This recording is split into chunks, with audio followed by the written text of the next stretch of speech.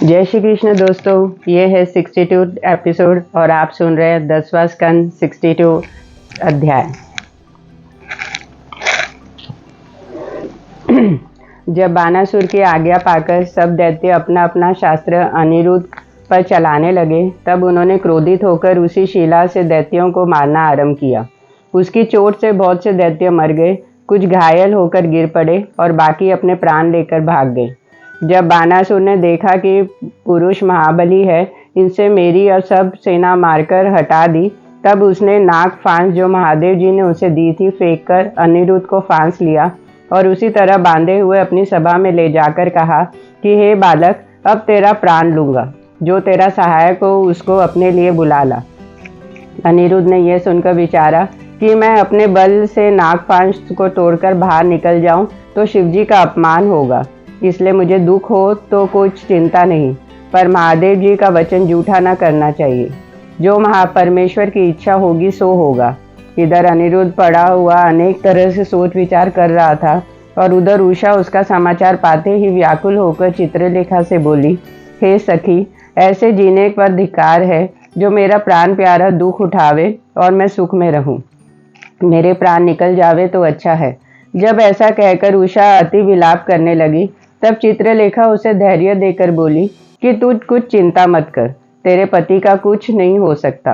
अभी श्याम व बलराम जी यदुवंशियों को साथ लेकर शोणितपुर में आवेंगे और सब दैत्य को मारकर तुझे अनिरुद्ध समेत द्वारकापुरी ले जाएंगे। वे जिस राजकन्या को सुंदरी सुनते हैं उसे बिना ले गए नहीं रहते। अनिरुद्ध उन्हीं श्री कृष्ण जी का पोता है जो कुंडिनपुर से शिशुपाल और जरासंध आदि बड़े बड़े प्रतापी राजाओं को जीतकर राजा भीष्म की बेटी रुक्मणी को हर ले गए थे। चित्रलेखा की यह बात सुनकर उषा बोली, हे सखी, अपने प्राणात को नाग फांस में बंधे सुनकर मेरा कलेजा जला जाता है। मुझे खाना पीना और सोना बैठना कुछ अच्छा नहीं लगता।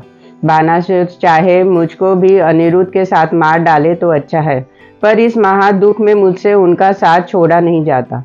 ऐसा कहकर उषा महल से बाहर चली गई और लज्जा छोड़कर राजसभा में अनिरुद्ध के पास जा बैठी। यह हाल देखते ही बानासुर ने अपने बेटे स्कंद को बुलाकर कहा कि तुम अपनी बहन को यहाँ से ले जाकर घर में बिठा रखो, उसको बाहर मत निकलने दो। यह वचन सुनते ही स्कंद ने उषा के पास जाकर क्रोध से कहा कि तूने लोक लाज छोड़कर अपने माता पिता का नाम डुबोया। मैं तुझे अभी मार डालता, पर क्या करूं, पाप होने से डरता हूँ। उषा ने उत्तर दिया, हे भाई, जो चाहो सो कहो और करो। मैंने तो पार्वती जी से वरदान से यह पति पाया है, अब इनको छोड़कर दूसरे से विवाह करूं तो संसार में अपने को कलंक लगाऊंगी। विधाता ने जो वर मेरे भाग्य में लिखा था वह मुझे मिला। इसके साथ चाहे मेरा भला हो या बुरा, इनके सिवा और दूसरे को नहीं चाहती। जब स्कंद ने उषा की यह बात सुनी, तब बरजोरी उसका हाथ पकड़कर महल से ले गया और उस पर चौकी पहरा रखकर फिर उसे अनिरुद्ध के पास जाने नहीं दिया। अनिरुद्ध को वहां से दूसरे मकान में ले जाकर हथकड़ी और बेड़ी डालकर कैद रखा।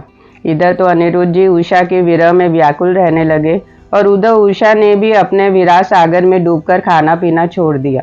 जब कई दिन उपरांत अनिरुद्ध ने चित्रलेखा का कहना याद करके नारद मुनि का ध्यान किया, तब नारद मुनि ने उसी समय पहुंचकर अनिरुद्ध से कहा, हे बेटा, तुम किसी बात की चिंता मत करो। श्री कृष्ण जी आनंद कंद व बलराम जी यदुवंशियों समेत यहाँ आकर तुझे छुड़ा ले जाएंगे। अनिरुद्ध को ऐसा धैर्य देने के उपरांत नारद मुनि ने बानासुर से जाकर कहा, हे राजन, जिसको तुम बांधकर अपने यहाँ कैद रखे हो वह अनिरुद्ध नामक प्रद्युम्न का बेटा है और श्री कृष्ण जी का पोता है। तुम यदुवंशियों के प्रताप अच्छी तरह जानते हो, जैसा उचित हो वैसा करो। मैं तुम्हारे कल्याण के लिए कहने आया हूँ। बानासुर यह वचन सुनकर अभिमान से बोला, हे मुनिनाथ, मैं सबको जानता हूँ, तुम्हारे आशीर्वाद से उन्हें देख लूंगा। नारद मुनि उसका कुछ उत्तर न देकर वहां से चले गए। 63वां अध्याय। शुकदेव जी बोले, हे परीक्षित, जब अनिरुद्ध को 4 महीने से अधिक हो गए और उसका पता नहीं मिला, तब एक दिन प्रद्युम्न आदि यदुवंशी श्याम व बलराम के पास बैठकर बड़ी उदासी से अनिरुद्ध की चर्चा करने लगे। मुरली मनोहर ने सब वृतांत जानने पर भी उसका कुछ हाल अपने बेटे व पोतुओं को नहीं बतलाया, परंतु उनकी इच्छा से उसी समय नारद मुनि वहां आ पहुंचे। उनको देखते ही सब छोटे बड़े दंडवत करके सम्मान पूर्वक बिठाया। तब नारद जी ने प्रद्युम्न आदि को उदास देखकर पूछा, आज तुम लोग मलिन क्यों दिखाई देते हो? यह बात सुनते ही श्री कृष्ण जी ने हाथ जोड़कर विनय किया, हे मुनिनाथ, आप चारों ओर घूमते हैं, कुछ हाल अनिरुद्ध को मालूम हो तो बतलाइए, जिसमें हम लोग का सोच छूट जाए। उसको पलंग समेत कोई उठा ले गया, उसका कुछ पता नहीं लगता। ये वचन सुनकर नारद मुनि बोले कि तुम लोग चिंता मत करो, अनिरुद्ध जी शौनिकपुर में जीते हैं। उन्होंने वहां जाकर बानासुर की बेटी से भोग किया था। इसी वास्ते राजा ने नाग फांस से उनको बांधकर अपने यहाँ कैद रखा है। बिना युद्ध किए अनिरुद्ध को नहीं छोड़ेगा। उसका ठिकाना हमने तुमसे बतला दिया, आगे जैसा उचित जानो वैसा करो। जब नारद मुनि ये कहकर ब्रह्मलोक को चले गए, तब श्याम व बलराम ने राजा उग्रसेन के पास जाकर सब हाल वर्णन किया। राजा बोले कि तुम हमारी सब सेना अपने साथ लेकर अभी शोनितपुर में जाओ और जिस तरह बन पड़े उस तरह अनिरुद्ध को मेरे पास ले आओ। यह आज्ञा पाते ही श्याम सुंदर प्रद्युम्न समेत गरुड़ पर बैठकर शोनितपुर को चले गए और बलराम जी ने 12 औक्षणिया सेना लेकर शोनितपुर पर चढ़ाई की और उसी समय शोभा उनका मालूम देता था, जिसका हाल तुमसे कहाँ तक वर्ण करूं। बलदाऊ जी राह में बानासुर के सब किला व नगर तोड़ते व लूटते हुए शोनितपुर पहुंचे और श्याम सुंदर व प्रद्युम्न भी उनसे आ मिले। बानासुर के सेवक ने दैत्य संहारण की सेना देखते ही अपने स्वामी के पास जाकर विनय किया, महाराज, श्याम व बलराम तुम्हारा नगर लूटते व उजाड़ते हुए वन भारी सेना लेकर चढ़ गए हैं और शोनितपुर को उन्होंने चारों ओर से घेर लिया है। अब तुम्हारी क्या आज्ञा होती है? यह वचन सुनकर बानासुर ने अपने सेनापतियों को आज्ञा दी कि तुम लोग आप शूरवीरों को साथ लेकर श्री कृष्ण जी के सम्मुख जाकर खड़े हो, मैं अभी पीछे से आता हूँ। यह वचन सुनते ही बानासुर का मंत्री 12 चर्चा हीनी सेना लेकर नगर के बाहर निकला और बानासुर भी शिवजी के पूजा और ध्यान करके अपनी सेना से आ मिला। बानासुर के ध्यान करते ही महादेव जी को मालूम हुआ कि इस समय मेरे भक्त पर कुछ दुख पड़ा है, इसलिए वहां चलकर उसकी सहायता करनी चाहिए। ऐसा विचार कर भोलेनाथ ने पार्वती को कैलाश पर्वत पर अकेली छोड़कर अपने जटा बांधने और विभूति लगाने के उपरांत भाग व धतूरा खाकर श्वेत नागों का जनेऊ और मुंडन माला पहन लिया और बागंबर ओढ़कर त्रिशूल व धनुष बाण व खप्पर हाथ में लिए नंदी बैल पर बैठकर भूत व प्रेत व पिशाचियों के साथ लिए शोनितपुर को चले। जब भोलेनाथ कानों में गजमुखा व मुद्रा डाले व मस्तक पर चंद्रमा व सिर पर गंगा जी धारण किए व लाल लाल नेत्र निकालते गाते बजाते अपनी सेना को नचाते हुए बानासुर के नीचे क्षण भर में आ पहुंचे, तो उनको देखते ही बानासुर चरणों में गिर पड़ा और हाथ जोड़कर बोला, हे कृपा निधान, इस महाकष्ट में आपके बिना कौन मेरी सुधि ले? तुम्हारे प्रताप के सामने यादव लोग मेरा अब क्या कर सकते हैं? यह बात शिवजी से कहकर बानासुर ने श्याम और बलराम की सेना में कहला भेजा कि हमारा तुम्हारा अकेला धर्म युद्ध हो। यह बात वैकुंठनाथ ने मानकर एक एक मनुष्य को युद्ध दोनों ओर से ठहराया। श्याम सुंदर व भोलेनाथ से और बानासुर सत्यकी से युद्ध करने लगे।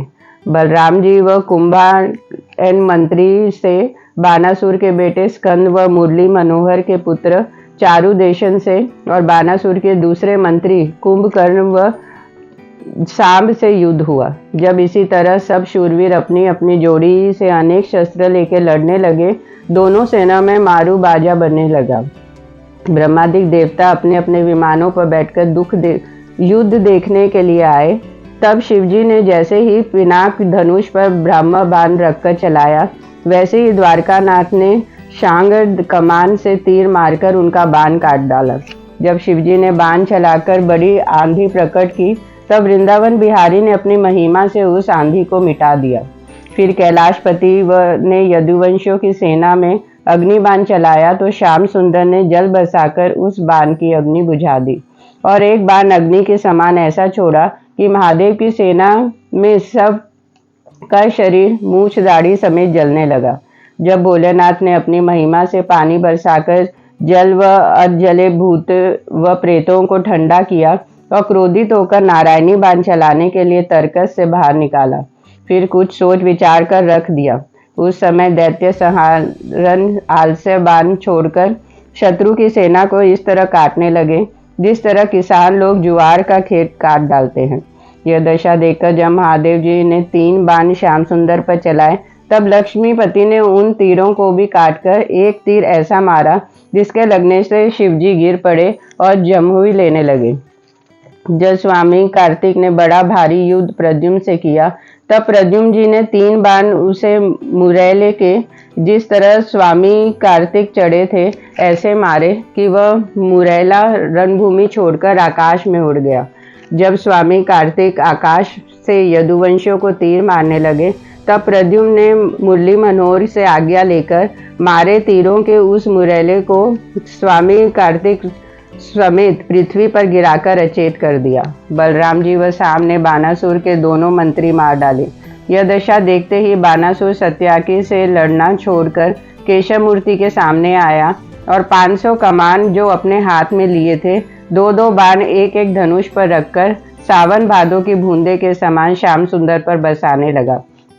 उस समय वैकुंठ नाथ ने अपने तीर से उसके सब बाण काटकर एक ऐसा तीर मारा कि बानासुर के 500 कमान कटकर गिर पड़े और उसका सारथी घोड़ा समेत मर गया। यह दशा देखते ही बानासुर रणभूमि छोड़कर पैदल भागा और दैत्य संहारन ने अपना रथ उसके पीछे दौड़ाकर 5 जन्य शंख विजय का बजाया। तब बानासुर की माता कोटरा बेटे के भागने का हाल सुनकर अपने पुत्र को बचाने के लिए राज मंदिर से नंगे पैर दौड़ती हुई रणभूमि में आई। नंगी स्त्री को देखना मना है। धर्मशास्त्र ने लिखा है कि एक बार पर स्त्री को नंगी देखकर जब तक 3 बार कपड़े तेल से आंख न धोवे तब तक उसका दोष नहीं छूटता। इसलिए श्री कृष्ण जी ने कोटरा को नंगी देखना उचित न जानकर अपना सिर नीचे करके आंखें बंद कर ली। जब बानासुर भागकर नगर से चला गया, फिर एक औक्षणी सेना लेकर वासुदेव नंदन के सामने लड़ने आया। तब जब कटोरा अपने बेटे को सेना समेत देखकर राजमंदिर पर चली गई और दैत्य संहारन ने एक क्षण में बानासुर की वह सेना भी मार डाली, तब बानासुर भागकर शिवजी के शरण में गया। भोलेनाथ ने अपने भक्त को अति व्याकुल व आरत देखा तो क्रोधित होकर विष मंजर काला रंग जिसके 3 सिर व 3 पैर व 3 आंख 6 हाथ थे, श्याम सुंदर की सेना पर छोड़ा। जब वह तब बड़े तेज से द्वारकानाथ की सेना में आकर सबको जलाने लगा, तब प्रद्युम्न और सत्यकी आदि यदुवंशी लोग उसके भय से थरथर कांपते और जलते हुए सामनी सूरती के पास जाकर बोले, महाराज, शिवजी के जब से हम लोगों को जलाकर मरण तुल्य कर दिया, इसके हाथ से प्राण बचाइए, इन्हीं के नहीं तो क्षण भर में सब लोग मरना चाहते हैं। यह दशा देखकर श्याम सुंदर ने शीत ज्वर जो जैसे ही छोड़ दिया वैसे ही दोनों तप आपस में लड़ने लगे। जब शीत ज्वर को अग्नि तप उठा नहीं सका, तब अपने प्राण के भय से भागा हुआ महादेव के पास जाकर बोला, हे दीनानाथ, मुझे अपनी शरण में रखिए, नहीं तो जो शीतज्वर मेरे प्राण लिया चाहता है। यह सुनकर भोलेनाथ ने कहा कि श्याम सुंदर के सिवा दूसरा कोई ऐसा त्रिभुवन में नहीं है जो इस तप से तेरे प्राण बचा सके, इसलिए उन्हीं की शरण में जा, वही भक्त हितकारी दयालु होकर तुझे बचावेंगे। ये वचन सुनते ही अग्नि तब श्री कृष्ण जी के चरणों पर गिर पड़ा और अधीनता से विनय किया कि हे कृपा सिंधु पतित पावन, मेरा अपराध क्षमा करके अपने तप के हाथ से प्राण बचाइए।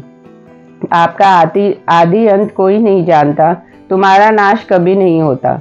तुमने ब्रह्मा व महादेव आदि सभी देवताओं को ईश्वर होकर अपनी इच्छा से हरिभक्तों को सुख देना और अधर्मियों को पाकर पृथ्वी का बोझ उतारने के लिए अवतार लिया है।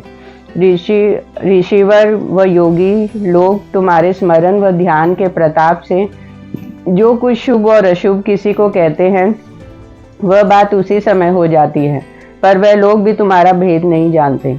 अब आप लीला संहारी जीवों को भवसागर पार उतारने के लिए करते हैं। आप लक्ष्मीपति व उससे सबसे उत्तम होकर तीनों लोग को उत्पन्न, पालन व नाश करने वाले हैं। हे दीनानाथ, आप जिस तरह शरण आए पर दयालु होकर अपराध क्षमा करते हैं, उसी तरह मुझे बड़ा दुखी व दीन जानकर शीत ज्वर के हाथ से मेरे प्राण बचाइए। तीनों लोकों में तुम्हारे सिवा और कोई दूसरा मुझे अपनी रक्षा करने वाला दिखलाई नहीं देता। यह दीन वचन सुनकर वासुदेव नंदन ने कहा कि अब मेरी शरण में आने से तेरे प्राण बचे और तेरा अपराध मैंने क्षमा किया, पर आज से हमारे सेवक व हरिभक्त को कभी दुख मत देना। जो कोई यह कथा मेरी व तेरी सच्चे मन से कहेगा और सुनेगा, उसको किसी तरह का तप हो तो छूट जाएगा। अब महादेव जी के पास चला जा। यह बात सुनते ही अग्निज्वर श्याम सुंदर से विदा होकर भोलेनाथ के पास चला गया और यदुवंशी लोग अच्छे हो गए। बानासुर जो भाग गया था, फिर अनेक शस्त्र अपने 1000 हाथ में लेकर श्याम सुंदर के सम्मुख आया और अपने ललकार कर कहने लगा कि अभी तक युद्ध करने से मेरा मन नहीं भरा, तुम सावधान होकर मेरे साथ लड़ो। जब वह अभिमानी ऐसा कहकर मुरली मनोहर पर शंख चलाने लगा, तब दैत्य संहारन ने क्रोधित होकर सुदर्शन चक्र से कहा कि 4 हाथ बानासुर को छोड़कर अब सब भुजाएं काट डालो। यह आज्ञा पाते ही सुदर्शन चक्र बानासुर की भुजाएं इस तरह काट के गिराने लगा, जिस तरह कोई मनुष्य क्षण भर में वृक्ष की पतली पतली डाली काट डालता है। जब बानासुर की यह दशा होकर उसके अंग से नदी रूपी लहू बहने लगा, तब उसने लज्जित होकर शिवजी से विनय किया, हे भोलेनाथ, मैंने अपने अभिमान का दंड पाया, अब तुम्हारे सिवा दूसरा कोई मेरे प्राण नहीं बचा सकता। यह दीन वचन सुनकर महादेव जी ने विचारा कि अब इसका गर्व छूट गया, इसलिए अपने भक्त के प्राण बचाने चाहिए। ऐसा विचारते ही कैलाशपति बानासुर को हाथ लेकर वेद स्तुति करते हुए द्वारकानाथ के पास गए और बानासुर को उनके चरणों पर गिरा दिया। हे दीनदयालु त्रिलोकीनाथ, तुम जड़ व चैतन्य के मालिक होकर सब जीवों की उत्पत्ति व पालन व नाश करते हो। तुम्हारी लीला व कामों को कोई गिनती नहीं कर सकता। तुम केवल पृथ्वी का भार उतारने, हरिभक्तों को सुख देने और अधर्मियों को मारने के लिए अपनी इच्छा से सगुण अवतार लेते हो। तुम्हारे विराट रूप में 14 लोकों का व्यवहार रहता है। मैं उस रूप को दंडवत करता हूँ। जिसने संसार में मनुष्य तनु पाकर तुम्हारा स्मरण नहीं किया, उसने अमृत छोड़कर विष पिया। जिस तरह सूर्य बदली में छिपे रहते हैं, उसी तरह तुम अपने को संसार में छिपाकर मनुष्य के समान लीला करते हो। जो मनुष्य तुम्हारा ध्यान छोड़कर संसारी जल में फंसता है, उसे बड़ा मूर्ख समझना चाहिए। हम ब्रह्मा और इंद्रादिक देवता तुम्हारे दास होकर तुम्हारा भेद नहीं जान सकते। संसारी मनुष्य को क्या सामर्थ्य है जो तुम्हें पहचान सके। जिस पर तुम दयालु होकर अपने ध्यान व पूजा की राह दिखलाते हो, वह तुम्हारी महिमा कुछ जानकर सत्संग करने से भवसागर पार उतर सकता है। हे महाप्रभु, जिस तरह डूबता हुआ मनुष्य श्वास लेने से सुख पाता है, उससे अधिक आनंद हरिभजन में समझना चाहिए। परंतु हरिभजन में चित्त लगाना बहुत कठिन है। संसारी जीव झूठे मोह माया में ऐसे फंसे रहते हैं कि उनका मन तुम्हारी और एक क्षण नहीं लगता। उनमें तो कोई संसारी सुख चाहने के लिए तुम्हारा भजन व ध्यान करता है, उसे हम व ब्रह्मा वरदान देते हैं, पर उनका मनोरथ पूर्ण होना व हमारा वचन सच करना तुम्हारे अधीन रहता है। हे कृपा सिंधु, किसी को ऐसा सामर्थ्य नहीं जो तुम्हारी अपरंपार महिमा का गुण वर्णन कर सके। बानासुर ने अज्ञान के कारण तुमसे शत्रुता की है, अब मुझे आपके पास सिफारिश करने के लिए ले आया है। सो मुझ पर दयालु होकर इसका अपराध क्षमा कीजिए और इसको अपने भक्त प्रहलाद के कुल में जाकर अभय दान दीजिए। जब महादेव जी ने इस तरह विनय पूर्वक श्याम सुंदर की स्तुति की, तब वासुदेव नंदन हंसकर बोले, हे भोलानाथ, मेरे तुम्हारे में भेद समझने वाला मनुष्य अवश्य नरक भोगेगा। तुम्हारा ध्यान करने वाला अंत समय मुझे पावेगा। तुम्हारे कहने से हमने बानासुर को चतुर्भुजी रूप बनाया। जिसको तुमने वरदान दिया उसका निर्वाह मैंने किया और सदा करूंगा। हे कैलाशपति, मैंने बानासुर के परदादा प्रहलाद भक्त से यह प्रतिज्ञा की थी कि तेरे वंश को अभयदान किया, इसलिए तुम न कहते तो भी इसके प्राण न लेता। पर बानासुर अति अभिमान करके किसी को अपने तुल्य नहीं समझता था, इसलिए मैंने उसके सब भुजाएं काटकर उसे चतुर्भुजी बना दिया और उसके सब अपराध क्षमा करके तुम्हारा पार्षद उसे किया। यह वचन सुनते ही शिवजी प्रसन्न होकर कैलाश पर्वत पर चले गए। तब बानासुर ने हाथ जोड़कर विनय किया कि हे वैकुंठनाथ, जिस तरह आपने कृपा करके अपना दर्शन दिया, उसी तरह अपने चरणों में मेरा घर पवित्र कीजिए और अनिरुद्ध को उषा से विवाह कर अपने साथ ले जाइए। यह बात सुनकर जब वृंदावन बिहारी भक्त हितकारी प्रद्युम्न समेत बानासुर के घर चले, तब वह बड़े हर्ष से पीताम्बर राह में बिछाता हुआ द्वारकानाथ को राजमंदिर पर ले जाकर जटाऊ सिंहासन पर बिठाया। उनके चरण धोकर चरणामत लिया और हाथ जोड़कर विनय किया, हे दीनानाथ, जिन चरणों का ध्यान ब्रह्मा व महादेव आदि देवता व सनकादिक ऋषिवरों को जल्दी ध्यान में नहीं मिलता, उन चरणों के धोने से आज मैं अपने परिवार समेत कृतार्थ हुआ। हे महाप्रभु, इन्हीं चरणों को धोकर ब्रह्मा ने वह जल अपने कमंडलू में रखा, महादेव जी ने वही जल अपने सिर पर चढ़ाया और भगीरथ ने बड़ी तपस्या करके अपने पुरुषों को तारने के लिए मृत्युलोक में जाकर संसारी जीवों का उद्धार किया। संसार में वही जल गंगा जी के नाम से प्रसिद्ध हुआ। उनका दर्शन, स्नान व जलपान करने से अनेक जन्म के पाप छूटकर संसारी मनुष्य मुक्ति पाते हैं। यह स्तुति करने बानासुर ने उषा को राजमंदिर से बुला भेजा और अनिरुद्ध की बड़ी बेड़ी व हथकड़ी काटकर उसे स्नान कराया। अच्छे अच्छे भूषण व वस्त्र पहनाकर विधि पूर्वक अनिरुद्ध का विवाह और बहुत सा सोना, चांदी, कपड़ा, बर्तन, गहना, गौ, रथ, हाथी, घोड़ा, जिसकी कुछ गिनती नहीं हो सकती थी, दहेज में देकर द्वारकानाथ को उषा व अनिरुद्ध समेत विदा किया। जब श्याम सुंदर ने बानासुर को धैर्य देकर अपनी ओर से राजगद्दी पर बिठा दिया और दूल्हा दुल्हन को साथ लेकर आनंद से द्वारका को चले गए, उनका समाचार पाते ही यदुवंशी लोग आगे आकर मंगलाचार करते हुए राजमंदिर पर लिवा लाए। रुक्मणी जी अपने कुल अनुसार रीति व रस्म करके अनिरुद्ध को दुल्हन समेत महल में ले गई। जब द्वारका वासियों ने घर घर मंगलाचार मनाया, इतनी कथा सुनाकर शुकदेव जी बोले, हे राजन, जो कोई नित्य प्रात समय इस अध्याय का ध्यान व स्मरण करे, वह युद्ध में अपने शत्रु को कभी नहीं हारेगा। शुकदेव जी बोले, हे परीक्षित, नागकुल में नृगनाभ का राजा बड़ा प्रतापी व धर्मात्मा होकर असंख्य गौ विधि पूर्वक ब्राह्मणों को दान देता था। कोई चाहे तो गंगा की रेणुका व वर्षा की बूंदे व आकाश के तारे गिन ले, पर उनके गोदान की गिनती करना बहुत कठिन है। ऐसा धर्मात्मा राजा अनजान में थोड़ा पाप करने से गिरगिट हो गया था। उसको श्याम सुंदर ने अपना दर्शन देके कृतार्थ किया।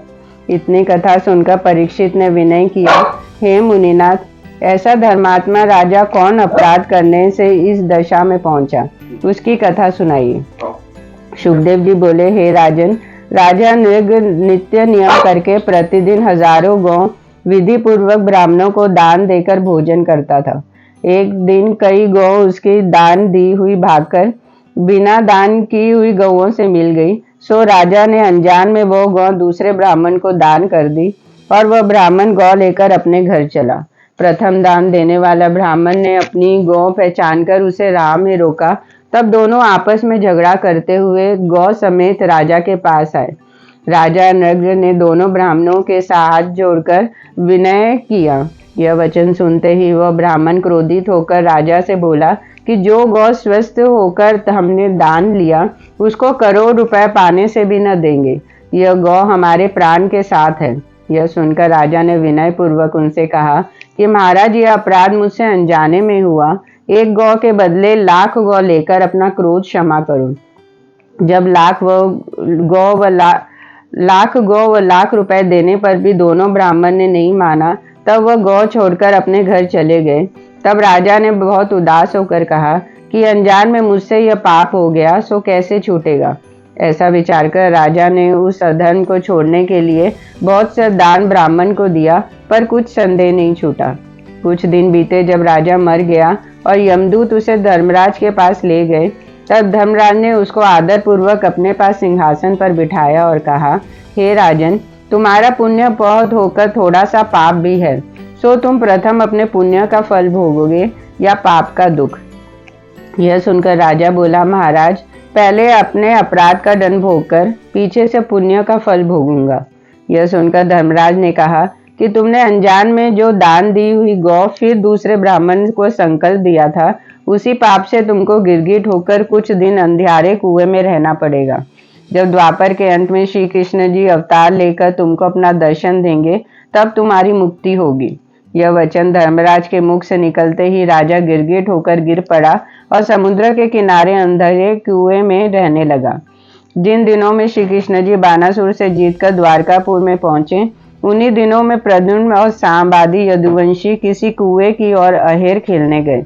एक बालक प्यासा होकर उसी कुएं पर पानी भरने गया और क्या देखा कि एक गिरगिट से वहां कुआं भरा है। यह आश्चर्य देखकर वह बालक ने अपने साथी लड़कों को बुलाकर वह गिरगिट दिखलाया। जब लड़कों ने अनेक उपाय करने पर भी वह गिरगिट कूप से नहीं निकला, तब उन्होंने आकर श्री कृष्ण जी को यह हाल कहकर विनय किया कि महाराज, आप दया करके चलकर इसे निकालिए। श्याम सुंदर अंतर्यामी ने यह वचन सुनते ही उस कुएं में जाकर जैसे अपना चरण गिरगिट को छुआ दिया, वैसे ही वह गिरगिट भूषण व वस्त्र पहने हुए दिव्य रूप राजाओं के समान हो गया। वह कुएं से निकलकर हरिचरणों पर गिर पड़ा और हाथ जोड़कर बोला, हे वैकुंठनाथ, आपने मुझे महाविपत्ति में दर्शन देकर कृतार्थ किया। तुम्हारे सिवा मुझे ऐसा अधर्मी का सुख देने वाला तीनों लोक में कोई नहीं है। जब इसी तरह राजा नृग श्याम सुंदर की बहुत स्तुति करने लगा, तब प्रद्युम्न आधे लड़कों ने यह अचंबा देखकर मुरली मनोहर से पूछा, हे महाप्रभु, ये कौन है और किस अपराध से गिरगिट हुआ? इसका भेद कहिए जिसमें हमारा संदेह छूट जाए। यह वचन वृंदावन बिहारी ने सुनकर राजा नृग से पूछा, तुम कोई देवता व किसी राजा के देश होकर गिरगिट तनु में क्यों पड़े थे? नृग ने हाथ जोड़कर विनय किया, हे अंतर्यामी, तुमसे कुछ छिपा नहीं है, पर तुम्हारी आज्ञा से अपना वृतांत कहता हूँ, सुनिए। मैं पूर्व जन्म में राजा इक्ष्वाकु का बेटा नृग नाम बड़ा प्रतापी होकर नित्य 10,000 गौ विधि पूर्वक गृहस्थ व वेद पाठी ब्राह्मणों को दान देता था। गौ के सिवा बहुत से मकान बनवाकर सब वस्तु संयुक्त संकल्प देकर ब्राह्मणों की कन्याओं का विवाह करा दिया करता था। बड़े बड़े ढेर अन्न व मिठाई व ब्राह्मण को दान देकर बहुत से देवस्थान व जलाशय संसारी जीवों को पानी पीने के लिए बनवा दिए थे। जगत में मेरे दान व शुभ करने से ऐसी कीर्ति फैली जिसका वर्णन नहीं हो सकता। एक दिन ऐसा संयोग हुआ कि एक गौ मेरी दान दी हुई ब्राह्मण के यहाँ से भाग आई और जो गौवें मैंने दूसरे दिन दान करने के लिए मंगवाई थी उससे मिल गई। जब प्रात समय अनजान में वो गौ मेरे दूसरे ब्राह्मण को संकल्प कर दिया और प्रथम दान देने वाले ब्राह्मण ने राह में उस गौ को पहचाना, तब दोनों ब्राह्मण झगड़ते हुए गौ समेत मेरे पास आए। मैंने उनका हाथ जोड़कर कहा कि मुझसे लाख रुपए व या लाख गौ उसके बदले लेकर अपना झगड़ा छोड़ दो, पर उन दोनों ने नहीं माना और गौ छोड़कर अपने घर चले गए। जाते समय मुझे शाप दिया कि तू गिरगिट के समान सिल हिलाता है, इसलिए गिरगिट हो जा। जब कुछ दिन बीते मैं मर गया, तब उस शाप से धर्मराज ने मुझे गिरगिट तनु देकर इस कुएं में डाल दिया और विनय कर ये कहा कि श्री कृष्ण जी के दर्शन पाने से तेरी मुक्ति होगी। उसी दिन से तुम्हारे दर्शनों की अभिलाषा रखता था, सो आज आप कमल रूपी चरणों का दर्शन देके मेरा उद्धार किया। जिस तरह आप मुझे ऐसे अधर्मी को अपना दर्शन देके कृतार्थ किया, उसी तरह दया होकर ऐसा वरदान दीजिए कि तुम्हारे चरणों की भक्ति मुझे बनी रहे। जब द्वारकानाथ ने राजा नृग की इच्छा पूर्वक वरदान दिया करके विदा की और वह उत्तम विमान पर बैठकर देवलोक को चला गया, तब श्याम सुंदर ने अपने पुत्रों व यदुवंशियों से जो वहां खड़े थे कहा कि देखो, ब्राह्मण की महिमा इतनी बड़ी है कि बिना अपराध किए ब्राह्मण किसी पर क्रोध करे तो उसके लिए अच्छा नहीं होता। ज्ञानी को चाहिए कि किसी ब्राह्मण का धन न ले। जिस तरह अग्नि के खाने से मुख जलता है, उसी तरह ब्रह्म अंश लेने वाले की गति समझनी चाहिए। विष खाने से एक मनुष्य मरता है और ब्रह्मांश लेने के कुल परिवार का पता नहीं लगता। विष खाने वाला औषध करने से अच्छा भी हो जाता है, पर ब्रह्मा अंश लेने वाले का दुख छूटने के वास्ते कोई औषध काम नहीं करती। जो मनुष्य अनजान में भी ब्राह्मण का धन या पृथ्वी लेता है, उसके 3 पुरुष नरक में पड़ते हैं, और जो कोई ब्राह्मण की वस्तु बरजोरी छीन लेता है, उसके 10 पुरुष माता पिता भी नरक भोगना पड़ता है। जो लोग दिया हुआ दान ब्राह्मण से फेर लेते हैं उनका 8000 वर्ष नरक में कीड़ा होकर फिर नीच जाति में जन्म मिलता है। कई बार गर्भपात होकर जब उत्पन्न होते हैं तब कंगाल व रोगी होकर उनका जन्म बीतता है। राजा नरक की दशा देखकर यह बात सत्य समझना चाहिए। कदाचित ब्राह्मण तलवार खींचकर मारने आवे तो अपना सिर उसके चरणों पर रख देना उचित है। अधीनता के सिवा कोई कठोर वचन कहना नहीं चाहिए। मेरे ऊपर क्रोध करे या दुर्वचन कहे तो मैं कुछ बुरा ना मानकर और उसकी सेवा करता हूँ। तुम लोगों ने सुना होगा कि भृगु ऋषिवर ने बिना अपराध सोते समय मेरी छाती पर लात मारी थी। अब मैं उसका पैर यह समझकर दबाने लगा कि मेरी छाती की चोट उनके न लगी हो। यह समझकर ब्राह्मण का सम्मान करना उचित है। ब्राह्मण के प्रसन्न होने से लोक व परलोक दोनों बनता है। ब्राह्मण से झूठ बोलना या ब्याज लेना नहीं चाहिए। जो लोग ब्राह्मण को मेरे समान न जानकर कुछ भेद समझते हैं उन्हें अवश्य नरक भोगना पड़ता है। ब्राह्मण को मारने वाले मेरे चरण की भक्ति पाकर परम पद पर पहुँचते हैं, इसलिए तुम लोग मेरे कहने का प्रमाण किया करो। जब श्याम सुंदर ने राजा उग्रसेन से यह सब हाल कहा तब उन्होंने ब्राह्मणों को बहुत उत्तम दान देकर दंडवत किया। इतनी कथा सुनाकर परीक्षित ने पूछा, हे मुनिनाथ, राजा नृग ऐसे धर्मात्मा ने अनजाने में थोड़ा पाप करने से इतना दंड क्यों पाया? सुखदेव जी बोले, राजा नृग को अपने दान धर्म करने का अभिमान रहता था, इसलिए उसकी यह गति हुई। दान व धर्म में गर्व करना न चाहिए। राधे राधे। प्रेम से बोलो राधे राधे।